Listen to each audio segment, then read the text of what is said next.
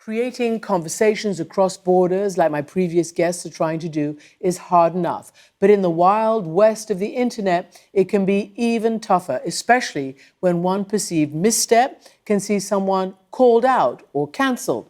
These two things can close down dialogue without remedying the problem. And that's the view of my next guest, Smith College visiting Associate Professor Loretta J. Ross. Here she is speaking to our Michel Martin about teaching a class on exactly that subject. Thanks, Christiane. Professor Ross, thank you so much for joining us. Thanks for having me on your show. You know, you've had such a long and varied career, both in the academy and in activism. I'm just wondering how you brought all that together with this course at Smith on cancel culture. Well, I actually had a longer career in activism than I had in the academy. I've only been teaching for 5 years because I only graduated college when I was 55. So I was an activist. I started out in Washington, D.C., going to Howard University and became the third executive director of the D.C. Rape Crisis Center, stayed in the women's movement for a long, long time until 1990, when I became part of the staff of the National Anti-Klan Network. And that's where I encountered hate groups for the first time. And my job was to monitor them and find out about them. But my boss was Reverend C.T. Vivian. And he has said a long time ago when I first came, he said, Loretta, when you ask people to give up hate, then you need to be there for them when they do. And this stunned me because I wasn't ready to not hate the Klan. And in fact, he was right. And so working with Leonard Zeskin, my research director, we started doing programming of people who left the hate movement, the neo-Nazi movement, the Klan, the militias, the skinheads, and all of that. And that's led me to today, because I felt that if you could learn how to talk to the Klan, ex-Klansmen, ex-militias, ex-rapists, you should be able to talk to somebody that made a mistake, that used a blue joke you didn't like, or all of the things that I'm witnessing over social media, where people are so easy to take offense to things that people may or may not know are offensive, and then they want to cancel them for doing it. So there's this whole culture of unforgivability, you got to get everything perfectly right when you open up your mouth, and heaven help you if someone finds something bad on tape that you said 20 years ago, because you can get fired for it. I understand that your class is very popular, which speaks to the fact that there's a hunger for a way to talk about these issues. Talk to me a little bit more, if you would, about how does your class work?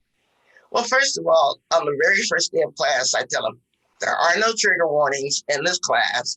If you think that you're going to be upset by anything you or your classmates say, I really suggest that you drop out right now, because we're going to have frank and honest discussion about the political issues of the day, of the different ways that we need to become civically minded students and participants in building our democracy that's actually never been, because we have to work on ensuring equality and justice. Is still a process. Matter of fact, I think we're in a continuing civil war over what America will be. And so I don't use trigger warnings. I also don't think that learning should be a hazing process. And so I give them a ton of reading that I expect them to do. I tell them that they're going to be reading from both liberal and conservative writers, because you need to have a range of material available to you to make up your mind what you believe. And I tell them, don't even believe me, because I want you to have that critical skepticism all of your life. What effect have you seen on your students? I mean, as you know, of course, conservatives have made this one of their causes, particularly on college campuses. Like one conservative senator said the other day that, who went to Princeton, he says, I couldn't have survived at Princeton now because, cancel culture, would have destroyed me. And so obviously conservatives are very, it's been sort of a cause célèbre among conservatives. But for yourself, as a self-described radical Black feminist, what effect do you see on your students? Well, first of all, some students are afraid to speak up because they want to get the perfect thought out there before they get pounced on. But I do want to go back up a little bit and talk about conservatives.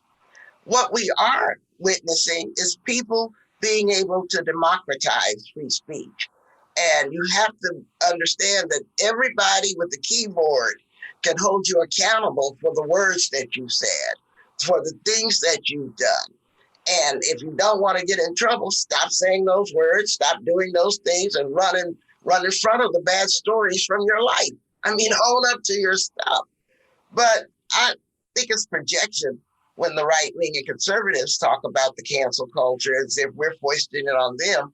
I mean, I seem to recall them being a little mad about Harry Potter or the Passion of Christ or a whole lot of things that they object to in popular culture. And they're right now they're trying to boycott rainbow colored Oreo cookies. I mean, because they think it represents a gay lifestyle. And so it's a bit much for them to claim that it's a problem with the left canceling them when most of the cancellations, like the bullets, go from the right to the left. But nevertheless, I think it's really important that we start establishing what we call democratic speech environments, where people use their speech to work towards justice, fairness, and equality versus shame, blame, and cheap publicity when you blow up somebody's life.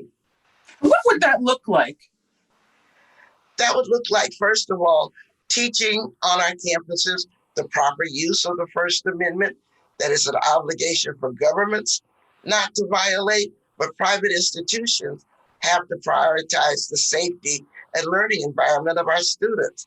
And so we need to teach them how to use the First Amendment, teach them not to overreact when someone uses the wrong gender pronoun or uses an outdated word like retarded or something, but show them that the people you're criticizing are as complicated as you are, and they're learning just like you're learning.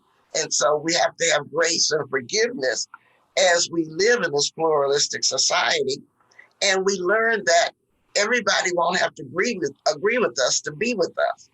And so a democratic speech environment is something we're talking a lot about in our campuses right now, so that we further the goals of democracy rather than use free speech to bring down democracy, which we've endured for the last 4 years. You've also seen issues where scholars, I'm thinking about sort of Charles Murray, who at the American Enterprise Institute, who's retired now.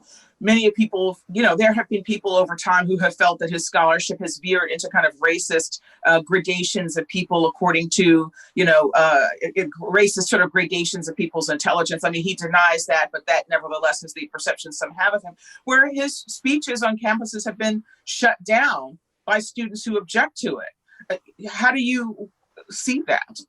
Racialized science has no place on modern campuses. There's a good use for science, but we who are scientists, and I majored in chemistry and physics, I wouldn't invite anybody to the campus that believes that the earth is flat. And I'm not going to invite anybody to the campus that believes that there's a racial hierarchy that they use all this bad science to prove just so that they can establish themselves as a dominant race. We don't have to entertain bad science anymore, racialized science anymore.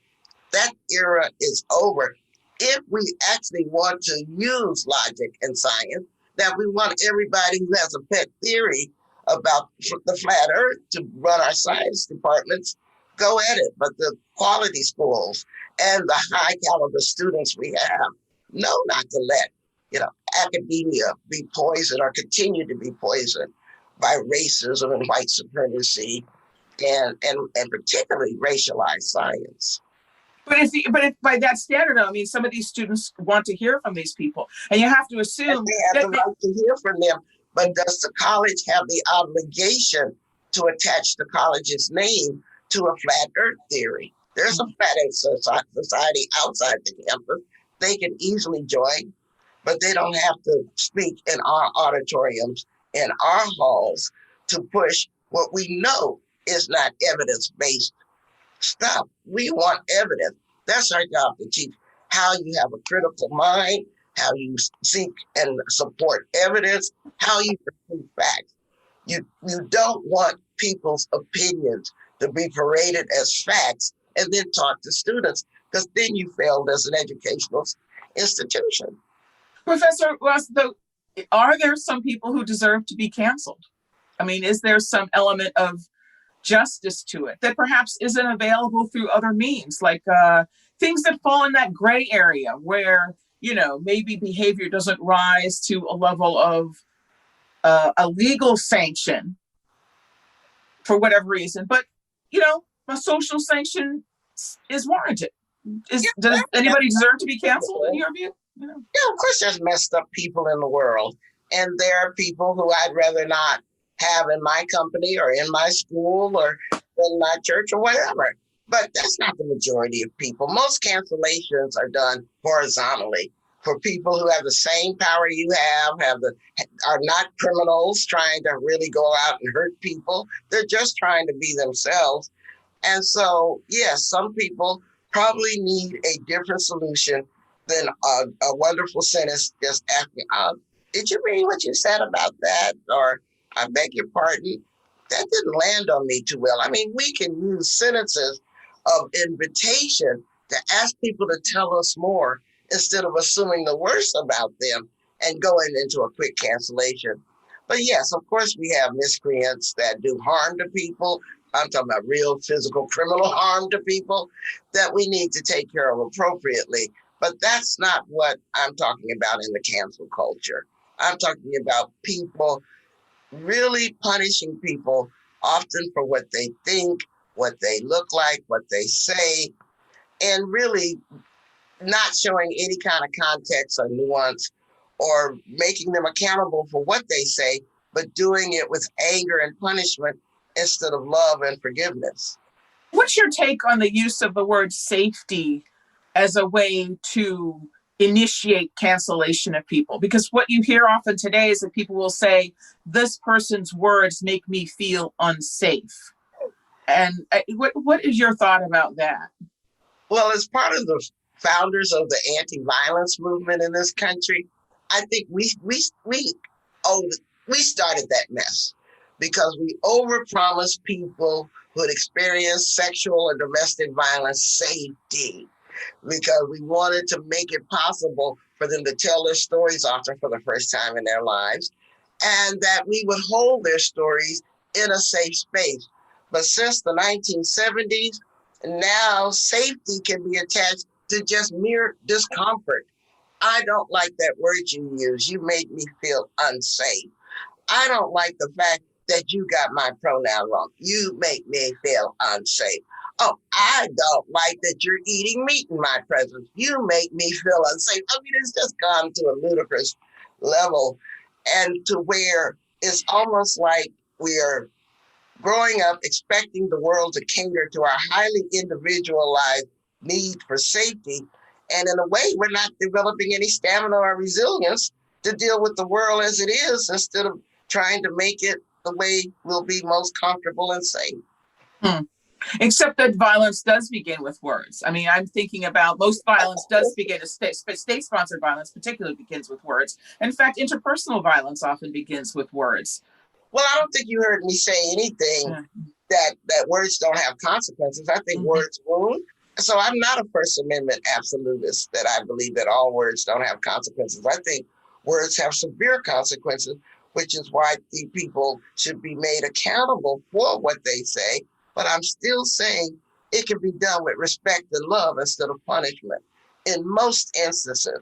Yes, if you're calling for the massacre of people, if you're calling for the excommunication of people or someone to lose their job because you didn't like their opinion, I think you really need to rethink that opinion out, because you have to be responsible for the consequences of your words, just like you expect them to be responsible for the consequences of their words.